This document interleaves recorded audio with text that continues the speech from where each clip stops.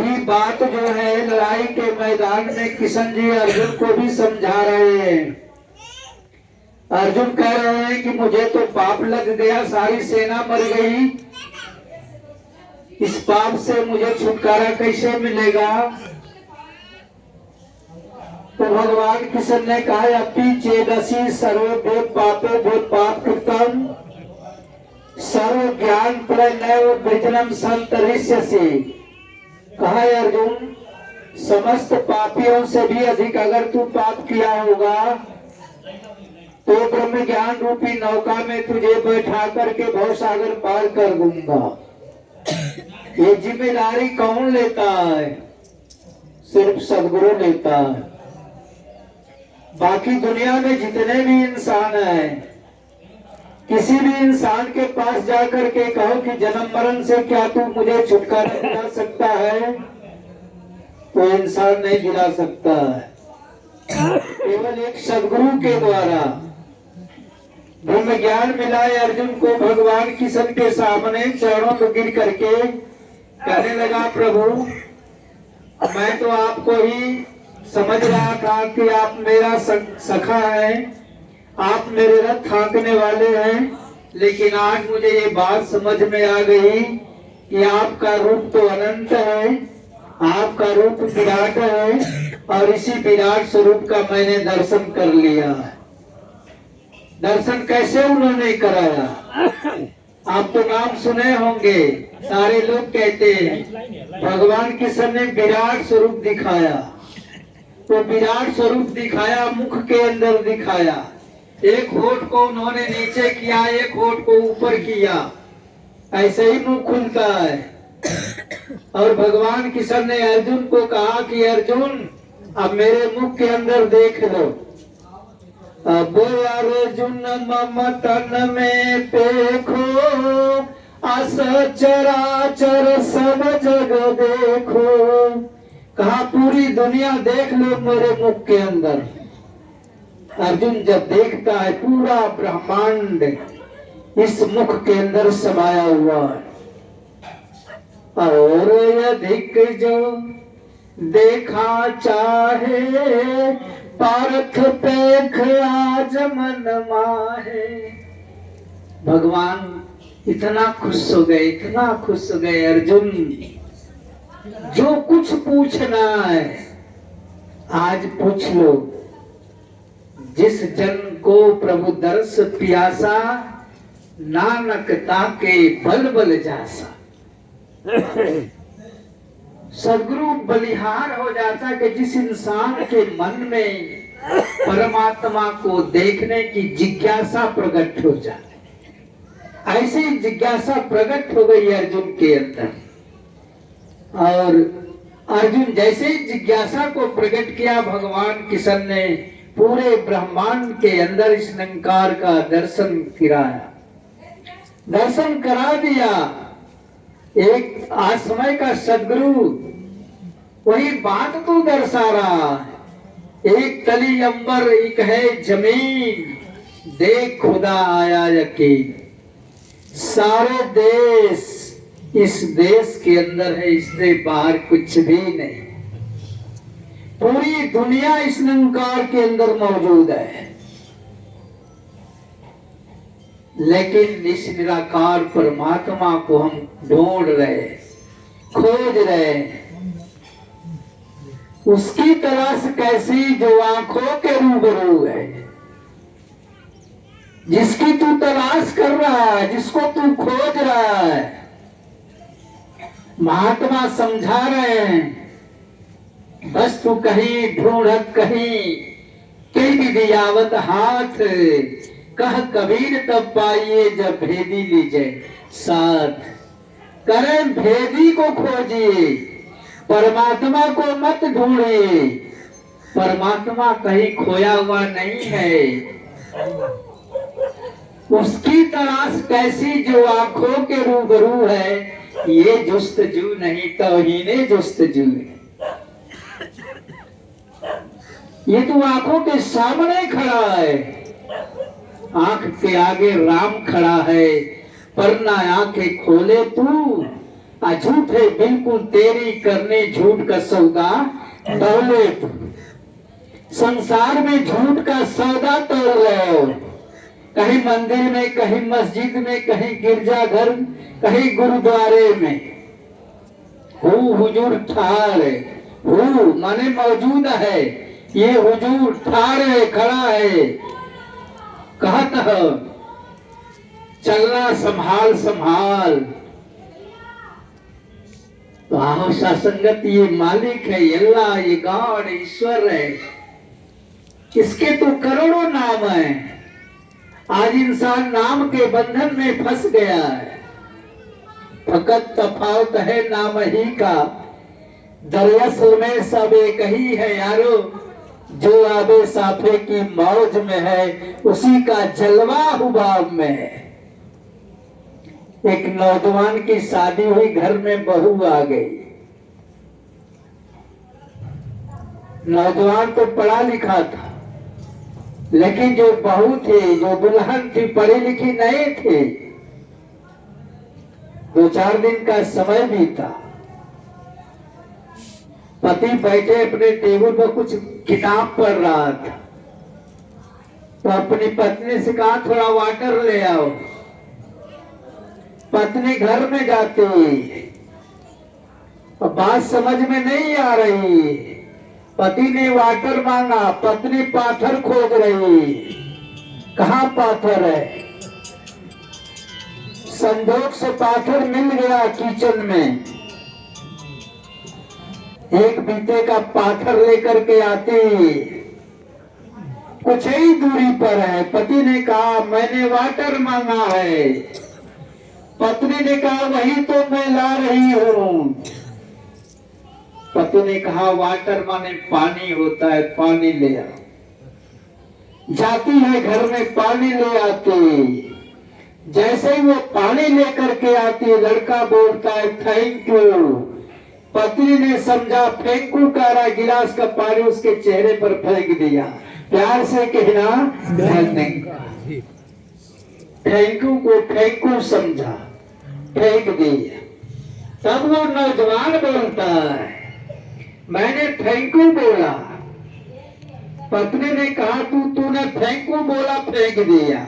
कहा थैंकू माने आशीर्वाद होता है।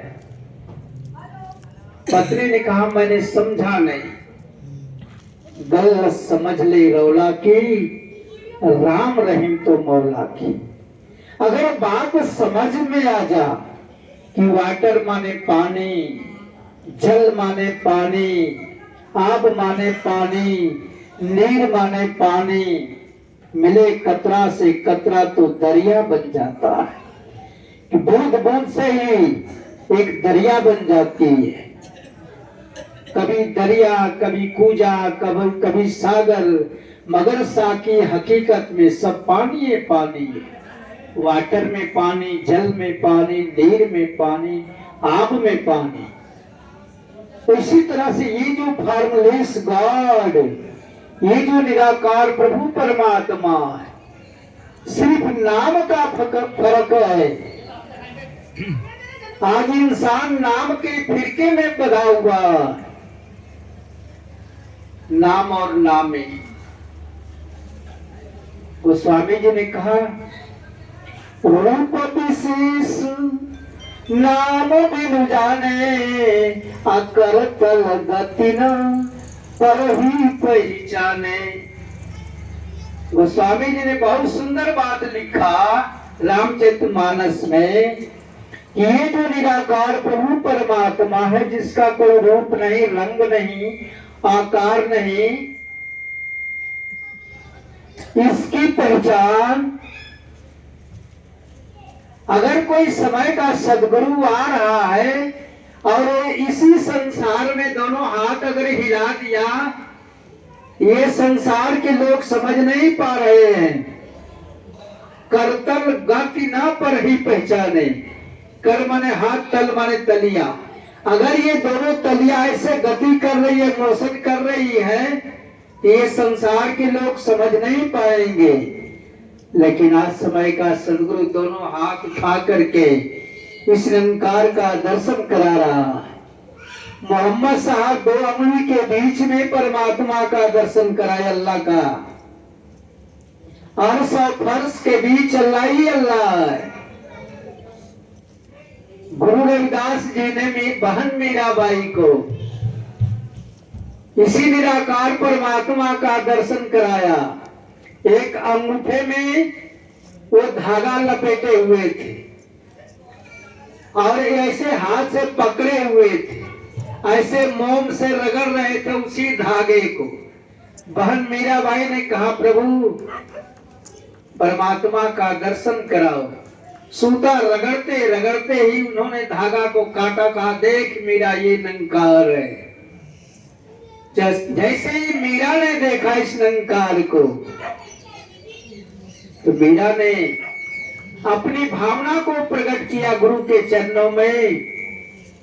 सूरज जाएगा, चंदा जाएगा, जाएगा धरती आकाशी, जल और पवन दोनों जाएंगे, अटल रहेगा अविनाशी। कहा ये अटल है, ये अविनाशी है, ये कहीं नहीं जा सकता है। सूरज जाएगा, चंदा जाएगा, धरती चली जाएगी। रामचरितमानस में गोस्वामी ने लिखा ना कि ईश्वर अंश जीवन विनाशी, अचेतन अमल सहज सुख राशि। ये जीव ईश्वर का अंश है, चेतन है, अमल है, सहज है और सुख का राशि। फिर भी जीवा संसार में दुखी है। तो दुख का कारण उसका यही है अज्ञानता, भ्रम। आज समय का सदगुरु ब्रह्म ज्ञान दे करके इस अज्ञानता को दूर कर रहे हैं। पहला सबक है किताबे हिदा का कि मखलूक सारी है कुनबा खुदा का।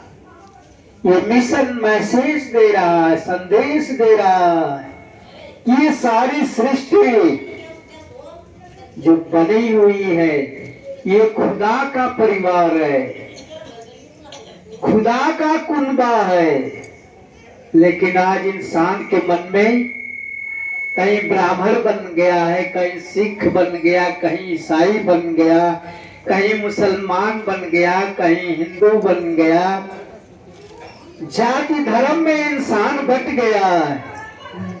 लेकिन विचार करो, ये परमात्मा इसकी कौन सी जाति है?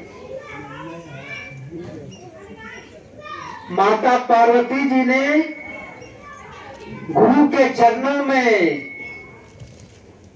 शिव के चरणों में समर्पित हो गई। जैसे ही उन्होंने कहा गुरु ब्रह्मा गुरु विष्णु गुरु देवो महेश्वर, गुरु साक्षात परब्रह्म तस्मै श्री गुरुवे नमः। जैसे ही वो सजदा करते हैं शिव जी, पार्वती ने सवाल कर दिया, प्रभु किसका नमस्कार कर रहे हो? उन्होंने कहा कि मैं अपने ब्रह्म का, अपने ईश्वर का नमस्कार कर रहा हूं। कहा ईश्वर का दर्शन मुझे भी कराओगे? कहा कि ईश्वर का दर्शन जरूर कराऊंगा, लेकिन मेरे बिना हुक्म का किसी को इसका दर्शन तू नहीं करा सकते। कहा नहीं कराऊंगी। ज्ञान खोला भगवान शिव ने। बताओ, शिव के पीछे दौड़ लगा रहे हो। गंगा जल लेकर के गाजीपुर से महार धाम तक जाते हो शिव को जल पिलाने के लिए। आज शिव जी क्या कह रहे, जरा सा उसको समझ ले हम। शिव जी पार्वती से समझा रहे हैं, पार्वती जस्यांतम नादि मध्यम न ही कर चरम। देखो ये परमात्मा जिसका न आदि है, न अंत है, न मध्य है, न हाथ है, न पैर है, न नाम सूत्रम न गोत्रम।